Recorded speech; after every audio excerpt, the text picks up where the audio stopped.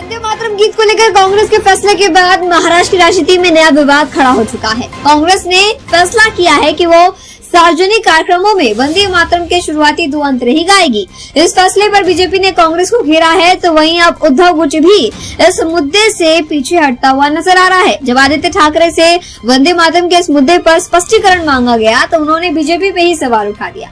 उन्होंने कहा कि जब वंदे मातरम से जुड़ा विधेयक लोकसभा में लाया गया तब प्रधानमंत्री और गृह मंत्री सदन में मौजूद क्यों नहीं थे।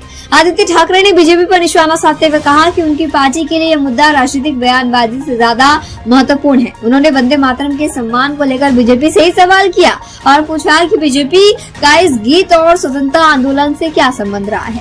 वहीं बीजेपी सांसद योगेंद्र चंदोलिया ने कांग्रेस के फैसले को तुष्टीकरण की राजनीति बताया। उन्होंने कहा कि 1937 की परिस्थितियां अलग थी और अब 2026 है। बीजेपी का दावा है कि कानून बनने के बाद वंदे मातरम को पूरा गाया जाना चाहिए। कांग्रेस से अपने फैसले का बचाव करते हुए 1937 के कांग्रेस प्रस्ताव का हवाला दिया। पार्टी का कहना है कि उस समय महात्मा गांधी, जवाहरलाल नेहरू, सरदार पटेल और नेताजी सुभाष चंद्र बोस समेत कई बड़े नेताओं की मौजूदगी में इस मुद्दे पर फैसला लिया गया था और अब कांग्रेस का पार्टी का जो पूरा रुख है वो स्पष्ट है कि हम 2 ही अंतरे वंदे मातरम गीत के गाएंगे।